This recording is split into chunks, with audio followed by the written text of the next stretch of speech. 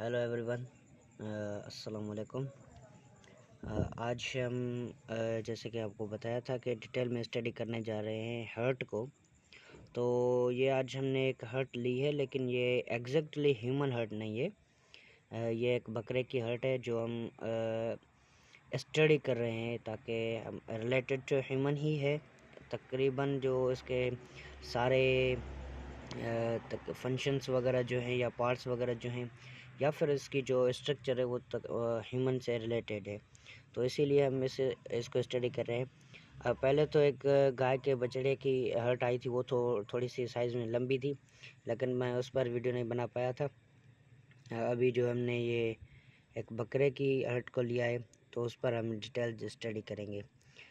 तो ये हर्ट है, जिस हर्ट को हम कार्डियक भी बोलते हैं, ठीक है, साइंटिफिक नेम और बायोलॉजिकल नेम के हिसाब से।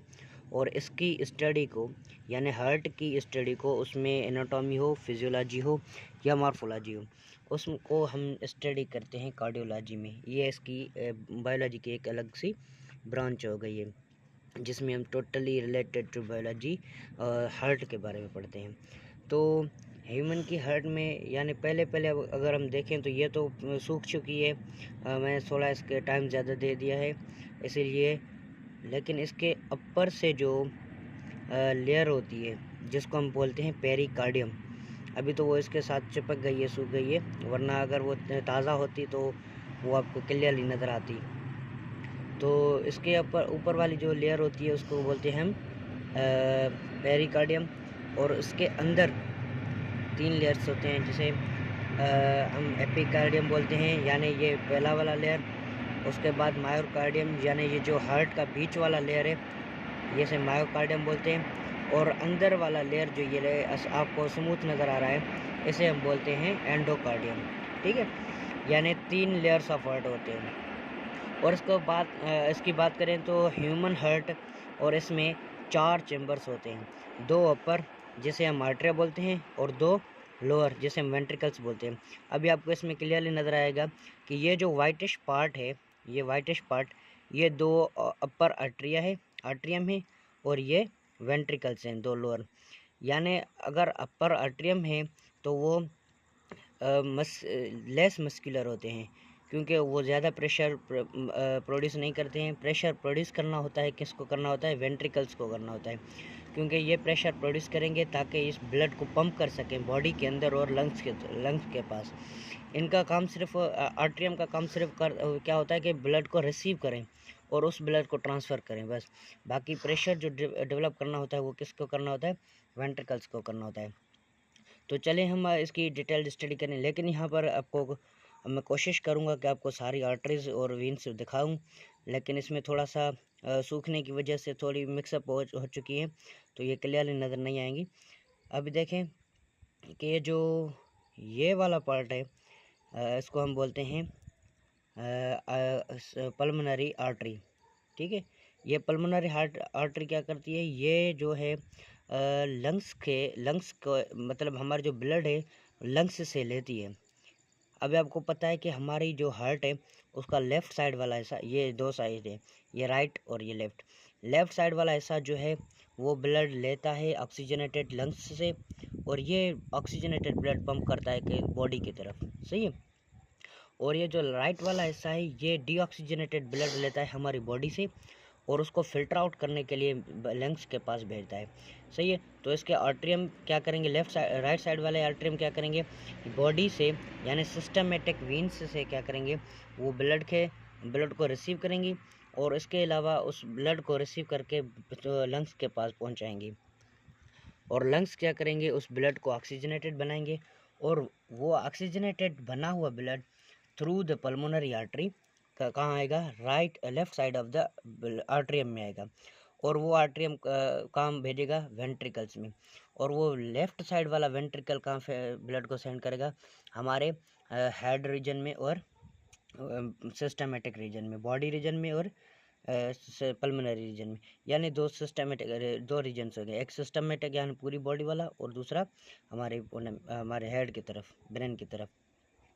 तो अब यहाँ पर आपको ये दोनों बात याद करनी है कि राइट साइड वाला जो पार्ट है ब्लड का, यानी राइट आर्टरियम और राइट वेंट्रिकल, ये दोनों डीऑक्सीजनेटेड ब्लड यानी कार्बन डाइऑक्साइड वाला ब्लड जो है वो रिसीव करते हैं। लेकिन ऐसा नहीं है कि इनकी मसल्स को ऑक्सीजनेटेड ब्लड की ज़रूरत नहीं होती है। वो ब्लड जो ऑक्सीजनेटेड ब्लड होती है वो कॉरोनरी आर्टरी के थ्रू, ये जो आर्टरी आपको नज़र आ रही है क्लियरली, ये देखें, ये कॉरोनरी आर्टरी के थ्रू वो ब्लड क्या करते हैं, रिसीव करते हैं मसल्स। अगर वो ब्लड इनको ना मिले तो ये मसल्स में ये क्या थोड़ा सा एंजाइना होगा या कार्डिक अरेस्ट हो जाएगा, इससे हम हार्ट अटैक भी बोल सकते हैं। मसल्स डेथ करना स्टार्ट हो जाएंगी और वो हार्ट हमारा प्रॉपरली फंक्शन परफॉर्म नहीं करेगा। इसके भी बहुत सारे केसेस हैं और डिसऑर्डर्स हैं हार्ट के भी, वो अलग एक लेक्चर में इंशाल्लाह हम डिसाइड पढ़ेंगे। लेकिन यह भी बहुत सारे दिनों के बाद मैंने लेक्चर अपलोड कर रहा हूँ, क्योंकि कुछ टाइम बिजी था, तो इस हिसाब से अभी हम इसकी स्टडी करेंगे इंटरनल हार्ट की। यानी मैंने हार्ट को वर्टिकली क्या किया है, डिवाइड किया, कट किया है, डायसेक्ट किया है, ताकि हम इसकी डिटेल स्टडी कर सकें। आपको मैं 4 जो है वो इसके पार्ट्स जो हैं वो दिखाऊँ हार्ट के। ये 2 लोअर अपर पार्ट्स जो हैं वो हैं हमारे आर्टरिया। ये अगर हम हार्ट को ऐसे रखेंगे तो ये राइट साइड वाला हो गया, सही है, ये राइट साइड वाला और ये लेफ़्ट साइड वाला। तो यहाँ से जो ब्लड आएगी वो इस आर्टरियम में आएगी, ये आर्टरियम शिफ्ट करेगा कहाँ पे, वेंट्रिकल्स में। अभी यहाँ पर जो वाल्व होगा, तो राइट में वाल्व होगा ट्राइकस्पिड वाल्व, 3 कस्पिड वाल्व्स होंगे, और वो वाल्व्स जो हैं वो हमारे वाल्व्स एक दूसरे के साथ, यानी बैक फ्लो ना हो तो वो कनेक्टेड होंगे पेपिलरी मसल्स के थ्रू। पेपिलरी मसल्स के थ्रू आपने एक नल देखा होगा, उस नल में एक वाल्व होता है जो पानी के बैक फ्लो को रोकता है। तो यानी यहाँ पर भी ब्लड के बैक फ्लो को रोकने के लिए यहाँ पर वाल्व्स लगे हुए हैं हमारे हार्ट में। तो उन वाल्व्स को बैक फ्लो रोकने से, हार्ट की ब्लड को बैक फ्लो रोकने से उन वाल्व्स को एक मसल्स के थ्रू क्या किया गया है, रोका गया है, ताकि ब्लड को बैक फ्लो करने से रोका जाए। तो उन मसल्स को हम बोलते हैं पेपिलरी मसल्स, ठीक है। तो ये हो गया हमारा राइट वेंट्रिकल। अब यहाँ से ब्लड जो अंदर आएगी वो भी क्या होगी, डीऑक्सीजनेटेड ब्लड होगी। और लेफ्ट वेंट्रिकल जो है हमारा डिवाइडेड किया गया है, सेपरेट किया गया है विद द सेप्टम, जो कि हार्ट का मिडिल वाला पार्ट है, सेप्टम, ठीक है। वो लेफ्ट और राइट वेंट्रिकल्स, और आर्टरियन भी सेप्टम में, आर्टरियल सेप्टम या वेंट्रिकुलर सेप्टम। आर्टरियल सेप्टम जो होगा, यानी दोनों आर्टरीज को एक दूसरे से, आर्टरिया को एक दूसरे से सेपरेट करेंगे, और वेंट्रिकुलर सेप्टम जो होगा वो हार्ट को वेंट्रिकल से सेपरेट करेंगे, और कंबाइन हमें इसे एक ही बोल सकते हैं, सेप्टम। तो फिर अगर फिर बोला जाए कि भाई आर्टरिया को सेपरेट करने वाला जो सेप्टम होता है उसको क्या बोल रहे हैं, उसको क्या बोलेंगे, फिर आप बोलेंगे उसको हम राइट आर्टरियल सेप्टम बोलेंगे। अगर वेंट्रिकल्स को होगा तो वेंट्रिकुलर सेप्टम बोलेंगे। फिर आते हैं हम बात पर, तो भाई ऑक्सीजनेटेड ब्लड कैसे आता है, ट्रांसफ्यूजन। ऑक्सीजनेटेड ब्लड जो हमारे लंग्स फिल्टर कर रहे हैं, लंग्स ने फिल्टर किया ऑक्सीजनेटेड ब्लड को, वो ऑक्सीजनेटेड ब्लड पल्मोनरी आर्टरी के थ्रू हमारे हार्ट में आएगा, और वहाँ से जो आर्टरी में आकर हमारे वेंट्रिकल्स में आएगा। फिर वेंट्रिकल्स क्या करेंगे, वेंट्रिकल्स उस ब्लड को हमारे बॉडी में शिफ्ट कर देंगे। यहाँ पर आपको ये बात याद रखनी है कि हमारी जो राइट साइड वाली, लेफ़्ट साइड वाली हार्ट होती है, वो ज़्यादा ग्रो अप की होती है, क्योंकि वहाँ पर मसल्स ज़्यादा होती हैं। मसल्स ज़्यादा होने की वजह यही है कि वो प्रेशर ज़्यादा जनरेट करती हैं, ताकि ब्लड हमारी पूरी बॉडी तक फैल सके। सिर्फ़ और सिर्फ राइट आर्टरियम और वेंट्रिकुलर का फंक्शन क्या होता है कि वो बॉडी से ब्लड को, डीऑक्सीजनेट को रिसीव करें और सिर्फ लंग्स तक पहुँचाएँ, बस। ज़्यादा प्रेशर उनको जनरेट नहीं करना पड़ता, इसलिए वो क्या होती है, ज़्यादा मोटी थिक नहीं होती। लेफ़्ट साइड वाली ब्लड जो है वो, लेफ़्ट साइड वाली साइड, हार्ट की साइड जो है वो ज़्यादा थिक होती है। थिक होने की वजह यही है क्योंकि उसको बहुत ज़्यादा प्रेशर जनरेट करना पड़ता है, ताकि वो ब्लड को पूरी बॉडी और हेड रीजन तक सप्लाई कर सके।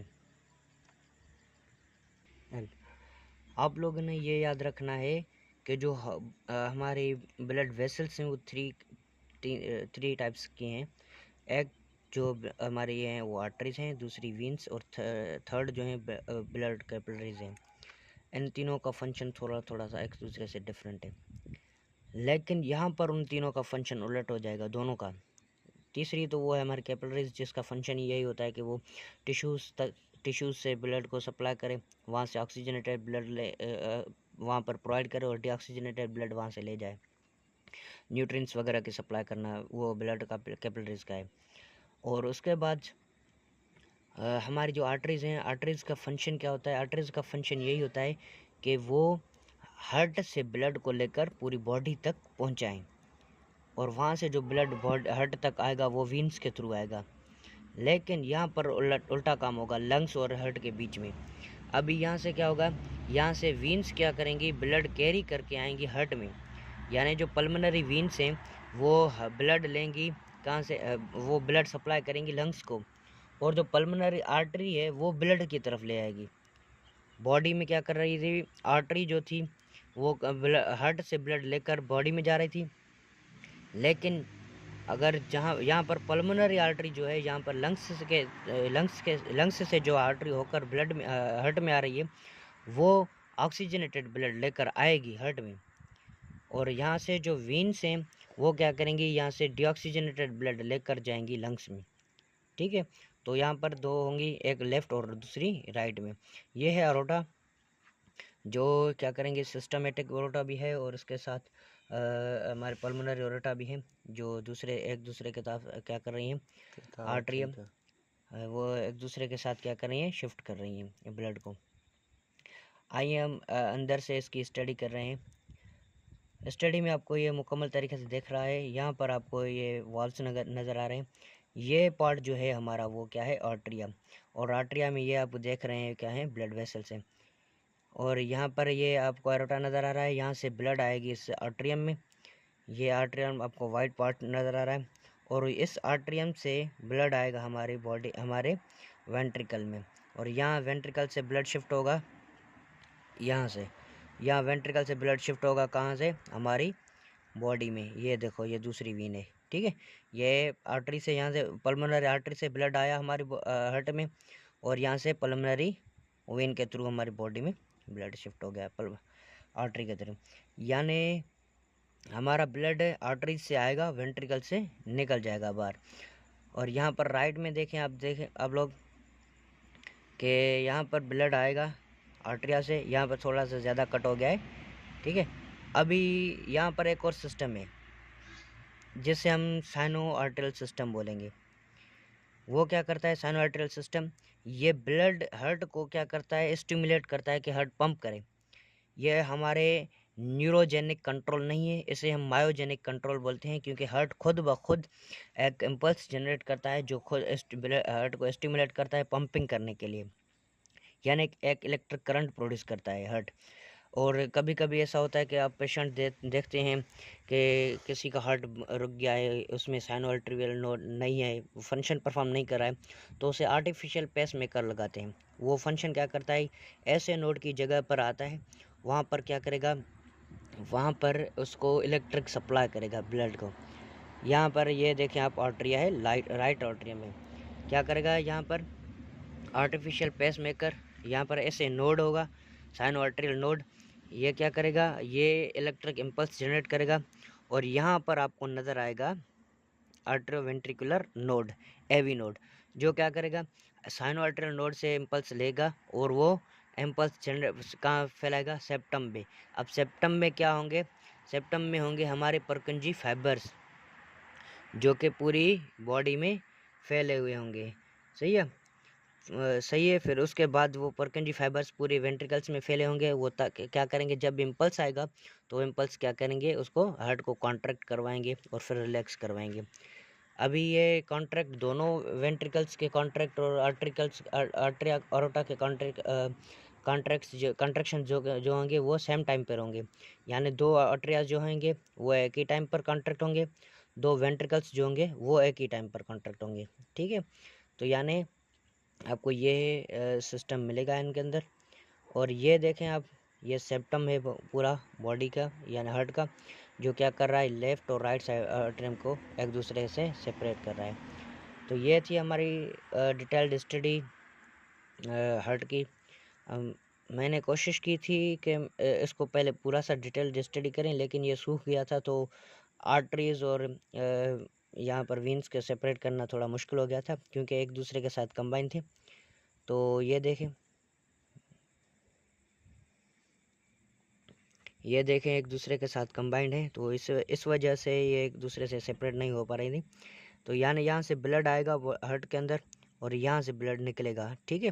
फिर यहाँ से हम यहाँ पर ये दो हैं, ये देखें, ये एक एक ठीक है।